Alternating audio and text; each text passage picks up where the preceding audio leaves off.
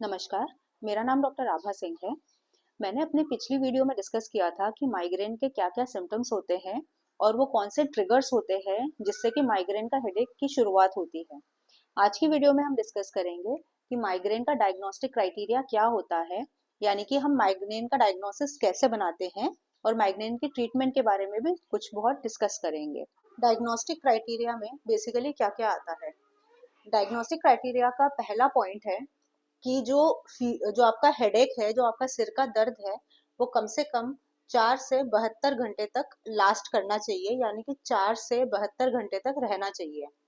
उससे कम अगर 4 घंटे से कम आपका हेडेक है, तो उसको हम माइग्रेन का हेडेक नहीं मानते हैं।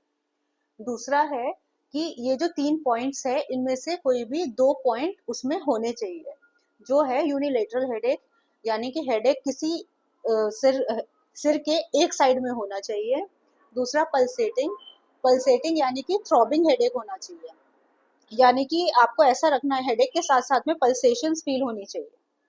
और तीसरा क्राइटेरिया, हेडेक की जो इंटेंसिटी है वो मॉडरेट से सीवियर होनी चाहिए, जो कि आपके डे टू डे एक्टिविटी को हैम्पर करता है, यानी कि आपकी जो रोज की एक्टिविटीज है उनको करने में उस सिर के दर्द की वजह से आपको कोई अड़चन आती है या असुविधा होती है, या दर्द इतना ज्यादा होता है कि आप वो डेली की एक्टिविटी नहीं कर पाते हैं। तो इन 3 क्राइटेरिया में से कोई भी 2 क्राइटेरिया माइग्रेन के हेडेक में होने चाहिए। फिर तीसरा पॉइंट है कि इन दोनों क्राइटेरिया में से कोई एक क्राइटेरिया होना चाहिए।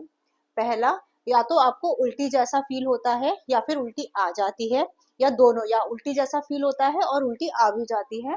और दूसरा, फोटोफोबिया या फोनोफोबिया। फोटोफोबिया यानी कि तेज लाइट में आपकी आंखें ना खुल पाना और तेज लाइट से आपका सिर का दर्द और बढ़ जाना। और फोनोफोबिया यानी कि तेज साउंड में, तेज आवाज में आपका सिर का दर्द और बढ़ जाना। इन दोनों क्राइटेरिया में से अगर कोई एक क्राइटेरिया भी प्रेजेंट हो तो हम उसे माइग्रेन में कैटेगराइज कर सकते हैं। तो बेसिकली माइग्रेन के हेडेक के डायग्नोसिस के क्राइटेरिया ये है। पहला, 4 से 72 घंटे में से तक लास्ट करना। दूसरा, यूनिलेटरल हेडेक, पल्सेटिंग और मॉडरेट और सीवियर इंटेंसिटी में से कोई भी 2 पॉइंट्स प्रेजेंट होना। तीसरा, नोजिया एंड वॉमिटिंग या फिर फोटोफोबिया या फोनोफोबिया में से कोई भी एक पॉइंट प्रेजेंट होना।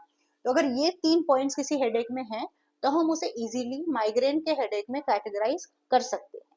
अब हम डिस्कस करेंगे माइग्रेन की ट्रीटमेंट। माइग्रेन की ट्रीटमेंट, जैसा कि हमने लास्ट वीडियो में डिस्कस किया था, 2 पार्ट्स में डिवाइड करते हैं। एक है एक्यूट अटैक और एक है preventive treatment. Acute attack basically होता है कि जिस टाइम पे हमें माइग्रेन का हेडेक स्टार्ट हो गया होता है, उस टाइम पे हम कौन सी मेडिसिन देते हैं पेशेंट्स को। और प्रिवेंटिव होता है कि एक बार माइग्रेन का अटैक खत्म हो गया हो, उसके बाद में हम कौन सी मेडिसिन देते हैं पेशेंट को कि वो अटैक आगे प्रिवेंट हो। तो माइग्रेन के एक्यूट अटैक में जो मेडिसिन होती है वो होते हैं ट्रिप्टान्स, डायटान्स, अर्गोडाल्कोलाइड्स और एनसेड्स। जो ट्रिप्टान्स क्लास ऑफ मेडिसिन होता है वो बेसिकली वेसो कंस्ट्रिक्टर्स होते हैं, यानी कि जो आपकी ब्लड वेसल्स है वो कई बार फूल जाती है, सूज जाती है, उसका कंस्ट्रिक्शन कराते हैं। डाइटेंस जो होते हैं वो आपके ब्रेन के जो न्यूरो है, जो कि हमने लास्ट वीडियो में डिस्कस किया था कि न्यूरो इम्बैलेंस से भी माइग्रेन होता है, उस न्यूरो के रिलीज को रिस्ट्रिक्ट करते हैं, जिसकी वजह से माइग्रेन का हेडेक खत्म हो जाता है। अर्गोड एल्कोलाइड्स भी अल्टीमेटली वेसो कंस्ट्रिक्टर्स ही होते हैं एक तरह के। और एनसेड्स जो होते हैं वो पेन किलर और एंटी इन्फ्लेमेटरी मेडिसिन होती हैं। तो इन मेडिसिन का कॉम्बिनेशन डॉक्टर बनाकर देता है।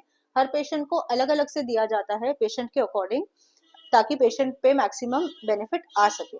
फिर माइग्रेन की प्रिवेंटिव मेडिसिन में जो कुछ कॉमनली यूज ड्रग्स है वो है एंटी एपिलेप्टिक्स, जो कि बेसिकली एंटी सीजर ड्रग्स होते हैं। जिन लोगों को दौरे पड़ते हैं या सीजर्स आते हैं उन पेशेंट्स को ये मेडिसिन दी जाती है, और ये माइग्रेन के केसेस में भी काफी इफेक्टिव देखी गई है।